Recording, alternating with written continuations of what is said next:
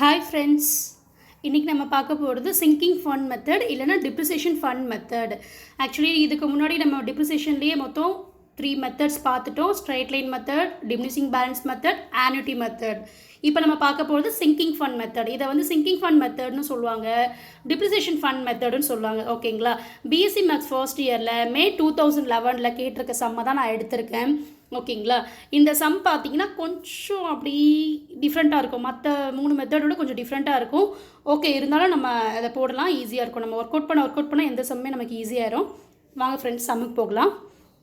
On 1/1/2006, a trader purchased a 3 years lease for premises for rupees 30,000, and it was decided to make provision for replacement by means of a depreciation fund. The expected rate of interest on investment is 5% per annum.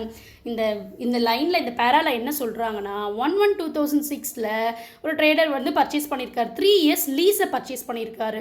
So அந்த லீஸ்னுடைய value வந்து 30,000. ஓகேங்களா? இது என்ன சொல்கிறாருன்னா இதை வந்து நம்ம வந்து அதாவது வந்து இந்த லீஸை வந்து அவங்க ரீப்ளேஸ்மெண்ட் பண்ண போகிறாங்களாம். அதுக்கு ரீப்ளேஸ்மெண்ட் பண்ணணும். ஸோ இந்த லீஸை வாங்கிட்டு நம்ம சும்மாவே வச்சுருக்க முடியாது. அதை வந்து நம்ம வந்து ஃபண்ட், அதாவது வந்து அந்த டிப்ரிசியேஷனை வந்து நம்ம இன்வெஸ்ட்மெண்ட் பண்ணுவோம். ஓகேங்களா? நமக்கு எப்பவுமே நம்ம மிஷினரியில் போடுவோம் இல்லையா, தேய்மானம், டிப்ரிசியேஷன். அதே மாதிரி இதில் இருக்க அந்த இதுக்குன்னு ஒரு இயர்லி ஒரு பர்சன்டேஜ் டிப்ரிசியேஷனை எடுத்து வெளியே வச்சுட்டு அதை என்ன பண்ணுறாங்க, அப்படியே சும்மா வச்சுருந்தா எதுவும் ஆகாது இல்லையா? ஸோ அதை வந்து இன்ட்ரெஸ்ட் விட்டு அந்த அமௌண்ட்டை வச்சு திருப்பி ரீப்ளேஸ்மெண்ட் பண்ணுறாங்க. அதுதான் இந்த சம்முடைய இது. The sinking fund table show the amount, அந்த இன்ட்ரெஸ்டுடைய இதுக்கு கொடுக்குறாங்க 0.317208 at 5% will it 3 years accumulates. ஓகேங்களா? 3 வருஷம் 3 years சொல்லியிருக்காங்க. accumulates rupees 1 open depreciation fund account, depreciation fund investment account and lease account for 3 years. Question பாருங்க, அவங்களே கேட்டுட்டாங்க. டிப்ரிசியேஷன் ஃபண்ட் அக்கௌண்ட் போட சொல்கிறாங்க, டிப்ரிசியேஷன் ஃபண்ட் இன்வெஸ்ட்மெண்ட் அக்கௌண்ட் போட சொல்கிறாங்க, அதுக்கப்புறம் லீஸ் அக்கௌண்ட் போட சொல்கிறாங்க 3 இயர்ஸ்க்கு. ஸோ நம்ம சம் இப்போ எப்படி என்னென்ன போடணும், டிப்ரிசியேஷன் ஃபண்ட் அக்கௌண்ட் போடணும், ஃபண்ட் இன்வெஸ்ட்மெண்ட் அக்கௌண்ட் போடணும், லீஸ் அக்கௌண்ட் போடணும். 3 அக்கௌண்ட் 3 டேபிள் நம்ம போடணும். ஓகேங்களா? இந்த நோட்ஸ், இந்த சம்லேருந்து நம்ம எடுத்த நோட்ஸு 1/1/2006 லீஸை பர்ச்சேஸ் பண்ணியிருக்காங்க. இன்ட்ரெஸ்ட் ஆஃப் இன்வெஸ்ட்மெண்ட் வந்து 5%, 3 இயர்ஸ் லீஸ் அக்கௌண்ட். ஓகேங்களா? நம்ம இந்த ஆனுவல் டிப்ரிசியேஷன், அதாவது ஆனுவல் இன்ஸ்டால்மெண்ட்டு எவ்வளோ வருதுன்னு பார்த்தா, தி ஆனுவல் இன்ஸ்டால்மெண்ட் நம்ம ஆஸ்யூஷுவல் போடுவோம் இல்லையா, ஆனுட்டி மெத்தடில் கூட போட்டோம் இல்லையா, 30,000 அவங்க கொடுத்துருக்க சிங்கிங் ஃபண்ட் டேபிளுடைய வேல்யூவை போட்டு மல்டிப்ளை பண்ணிங்கன்னா 9,516 rupees 24 paise. வாங்க இப்போ நம்ம சம்முக்கு போகலாம். ஓகேங்களா? இந்த மாதிரி லேண்ட்ஸ்கேப்பில் போட்டிங்கன்னா தான் உங்களுக்கு அந்த லெட்டர்ஸ்லாம் எழுதுறதுக்கு நமக்கு ஈஸியாக இருக்குது. அதனால் லேண்ட்ஸ்கேப்லேயே போட்டால் ஈஸியாக இருக்கும். ஓகேங்களா? இப்போ நம்ம என்ன பண்ணலாம், முதல்ல டிப்ரிசியேஷன் ஃபண்ட் அக்கௌண்ட் போடலாம். முதல்ல எவ்வளோ டிப்ரிசியேஷன் வருது நமக்கு அப்படின்றத போட்டு அதில் இருக்க இன்ட்ரெஸ்ட்டை நம்ம எடுப்போம். ஓகேங்களா? இப்போ பார்க்கலாங்களா? நம்ம ஆக்சுவலி எப்போ அவங்க பர்ச்சேஸ் பண்ணாங்க, 1/1/2006. ஓகேங்களா? இப்போ ஒரு டிப்ரிசியேஷன் ஒன்று போட ஆரம்பிச்சிடணும். ஆனால் எப்போ நம்ம போடுவோம், ஒரு ஜான்வரியில் வாங்கியிருக்கோம் அந்த இயரில். டிப்ரிசியேஷன் எப்போ நமக்கு வரும், அந்த வருஷம் எண்டில் தான் தேய்மானம் வருமே தவிர பிகினிங்லேயே நமக்கு வராது இல்லையா? ஸோ அப்போ 31/12/2006 டு பேலன்ஸ் இல்லை, இந்த சைடு நம்ம ஃபஸ்ட்டு இந்த சைடு ரைட் சைடில் தான் போடணும். சாரி, 31/12/2006 நம்ம டிப்ரிசியேஷன் போடுறோம். என்னென்னா பை டிப்ரிசியேஷன் அக்கௌண்ட் அவங்களே கொடுத்துட்டாங்க இல்லையா, பர் ஆனம்க்கு என்ன வரும்ன்றது நம்ம ஒர்க் அவுட் பண்ணோம் இல்லையா. So 9,516 rupees 24 paise. இது அப்படியே லெஃப்ட் சைடில் 31/12/2006 டு பேலன்ஸ் கேரி டவுனாக போட்டுருணும். இது ஃபஸ்ட் இயர் முடிஞ்சிருச்சு. அடுத்து செகண்ட் இயர் 1/1/2000. இப்போ நம்ம இதை வந்து நம்ம ரைட் சைடில் தான் போடணும். ரைட் சைடில் போட்டு லெஃப்ட் சைடில் தான் கேரி டவுன் பண்ணணும். ஓகேங்களா? இந்த சம்மில் வந்து டிப்ரிசியேஷன் ஃபண்ட் அக்கௌண்ட்டு இப்படி தான் போடணும். 1/1/2007 பை பேலன்ஸ் ப்ராட் டவுன். ஓகேங்களா? அந்த வருஷம் எண்ணில் நமக்கு எவ்வளோ டிப்ரிசியேஷனுடைய வேல்யூ வருது, 9,516 rupees 24 paise வருது. ஆனால் அவங்க சம்மில் என்ன சொன்னாங்க, வர்ற டிப்ரிசியேஷன் அமௌண்ட்டை, ஒதுக்குற டிப்ரிசியேஷன் அமௌண்ட்டை இன்ட்ரெஸ்ட்டுக்கு விடுறாங்க. ஓகே, அப்போ 31/12 இப்போ ஃபஸ்ட் இயரில் நமக்கு இன்ட்ரெஸ்ட் வராது, ஏன்னா டிப்ரிசியேஷனே வருஷ கடைசியில் தான் வரும். ஸோ அடுத்த வருஷம் தான் அந்த டிப்ரிசியேஷன் வேல்யூவை எடுத்து நம்ம இன்ட்ரெஸ்ட் போட போகிறோம். ஸோ 31/12/2007 பை இன்ட்ரெஸ்ட் எவ்வளோ, நம்ம 9000, அதாவது நீங்கள் 9516 ருபீஸ் இருக்குங்களா, இதை நம்ம ரவுண்ட் ஆஃப் பண்ணி வெறும் 9500 எடுத்துக்கலாம். இன்ட்டு 5%, நமக்கு இன்ட்ரெஸ்ட் அதானே சொல்லியிருக்காங்க. ஸோ 5% போட்டிங்கன்னா 475 ருபீஸ் வரும். அதுக்கப்புறம் இது 2006க்கான டிப்ரிசியேஷனுக்கான இன்ட்ரெஸ்ட். ஓகேங்களா, 2007 டிப்ரிசியேஷன் வரும் இல்லையா, அது எவ்வளோ பை டிப்ரிசியேஷன் அக்கௌண்ட் நமக்கு தெரியும். பர் ஆனமுக்கு அவங்களே ஃபிக்ஸ் பண்ணிட்டாங்க 9516 ருபீஸ் 24 பைசே. ஸோ இதை மூணுத்தையும் நீங்கள் ஆட் பண்ணிங்கன்னா 19507.48. ஸோ இதை கேரி ஃபார்வர்ட் பண்ணி இந்த இடத்துல எழுதுகிறோம். 31/12/2007 to balance carry down 19,507.48. ஓகேங்களா, 2 இயர்ஸ் முடிஞ்சிருச்சு. அடுத்து தேர்ட் இயரில் பாருங்கள், 1/1/2008 பை பேலன்ஸ் ப்ராட் டவுன் அந்த அமௌண்ட் அப்படியே எடுத்து எழுதுகிறோம். அதுக்கப்புறம் இங்கே நான் டேட் போடாமல் விட்டுட்டேன். அதுக்கப்புறம் 31/12/2008 பை இன்ட்ரெஸ்ட், அந்த வருஷத்துக்கான இன்ட்ரெஸ்ட் இருக்குது இல்லையா. ஸோ எதுக்கு நம்ம இன்ட்ரெஸ்ட் போடணும் சொல்லுங்கள். ஏன்னா ஆல்ரெடி நம்ம இந்த இயருக்கு செகண்ட் இயருக்கு எடுத்து எழுதிட்டோம். ஸோ இந்த அமௌண்ட், இந்த ப்ராட் டவுன் இவ்வளோ வேல்யூ நம்மக்கிட்ட இருக்குது, இதுக்கு தான் நம்ம இன்ட்ரெஸ்ட் போடணும்.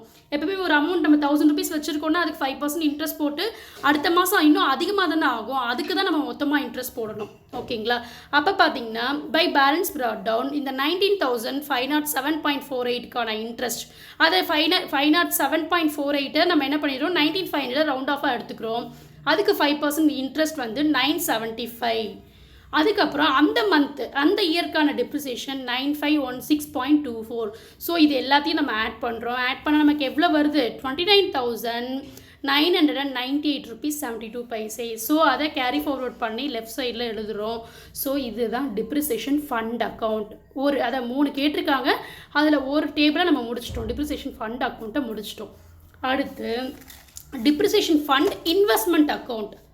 ஓகேங்களா, இதுவும் பார்த்திங்கன்னா ஈஸி தான் உங்களுக்கு. அது அந்த டிப்ரிசியேஷன் ஃபண்டை வச்சு தான் நம்ம அந்த இன்வெஸ்ட்மெண்ட்டையும் போட போகிறோம்.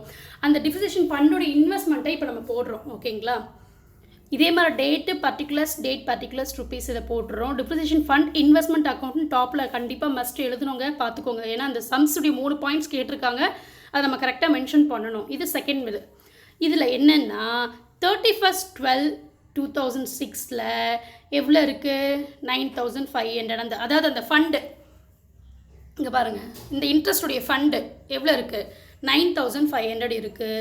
31/12/2006 பை பேலன்ஸ் கேரி டவுன் அதே 9500 அப்படியே தான் இருக்கும். அதுக்கப்புறம் 1/1/2007 to balance brought down 9500. 31/12/2007 to bank account.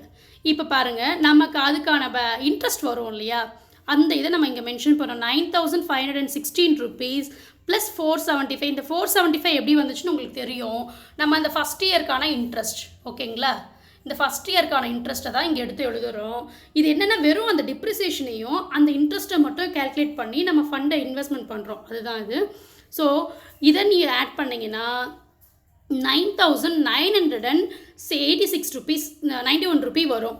அதை நம்ம என்ன பண்ணுறோன்னா ரவுண்ட் ஆஃபாக 10,000 போட்டுக்கலாம். ஓகேங்களா, ஸோ 10,000 இப்போ லெஃப்ட் சைடில் ஆட் பண்ணால் 19,500. ரைட் சைடில் 31/12/2007 பை பேலன்ஸ் கேரி டவுன் அந்த அமௌண்ட்டை எடுத்து எழுதுகிறோம். இங்கே பாருங்கள், டிப்ரிசியேஷன் ஃபண்ட் அக்கௌண்ட்டில் லெஃப்ட் சைடில் கேரி டவுன் வருது, டிப்ரிசியேஷன் ஃபண்ட் இன்வெஸ்ட்மெண்ட் அக்கௌண்ட்டில் ரைட் சைடில் வருது. ஸோ டேபிளுக்கு ஆப்போசிட்டில் வருது, அதை நீங்கள் நோட் பண்ணிக்கோங்க. அடுத்து 1/1/2008. ஓகேங்களா, இது வந்து தேர்ட் இயர். ஃபஸ்ட் இயரில் எதுவுமே ஆகாது, அது அப்படியே தான் இருக்கும். செகண்ட் இயரில் அதுக்கு இன்ட்ரெஸ்ட் வரும். இப்போ third year to balance brought down 19,500 to bank account. இப்போ நம்ம என்ன பண்ணுறோம் அப்படின்னா இந்த 975 எப்படி வந்துச்சுன்றதை பாருங்கள். 9516 மட்டும் அதே போட்டிருக்கோம். செகண்ட் இயர் 2 இயர்ஸ்க்கான இன்ட்ரெஸ்ட் இருக்கு இல்லையா. ஸோ இங்கே பாருங்கள், செகண்ட் இயருக்கான இன்ட்ரெஸ்ட் எவ்வளோ, 975. ஸோ அதை இங்கே நம்ம ஆட் பண்ணுறோம். ஆட் பண்ணால் 10,491 வரும். ஸோ ரவுண்ட் ஆஃப் பண்ணி 10,419 போடுறோம். ஸோ லெஃப்ட் சைடில் ஆட் பண்ணால் 29,990. அதே மாதிரி 31/12/2008 by balance carry down 29,990. So இதோட டிப்ரிசியேஷன் ஃபண்ட் இன்வெஸ்ட்மெண்ட் அக்கௌண்ட் முடிஞ்சிச்சு.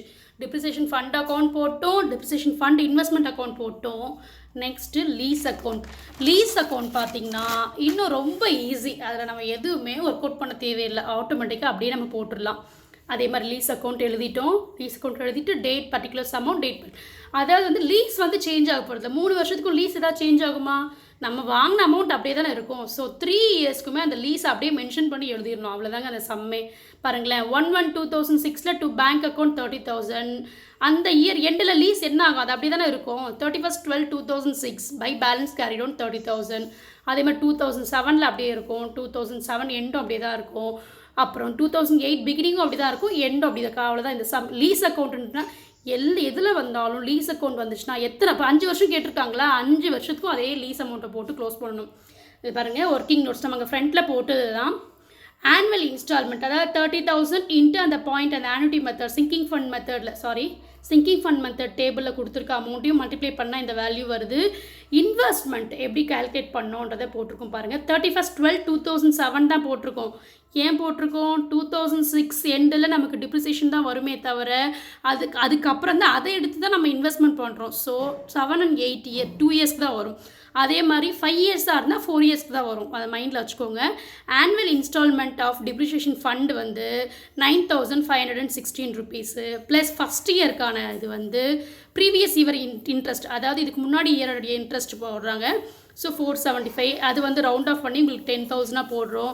அதே மாதிரி இன்வெஸ்ட்மெண்ட் ஆன் 31/12/2008க்கு 9,516 ருபீஸ் ப்ளஸ் 975 அதோடு ஆட் பண்ணோம்னா 10,490. இதுதாங்க ஒர்க்கிங் நோட்ஸு. நல்லா பார்த்துக்கோங்க. சம்மில் அவங்க என்ன கேட்டாங்களோ அதை நம்ம போட்டுட்டோம். அதாவது depreciation fund account, depreciation fund investment account and lease account. So இந்த சம் இவ்வளோ தாங்க. இது ஈஸியாக தான் இருக்குது. ஒர்க் அவுட் பண்ணி பாருங்கள் ஃப்ரெண்ட்ஸ். ஏதாவது டவுட் இருந்தால் கண்டிப்பாக ஷேர் பண்ணுங்கள். Okay, thank you.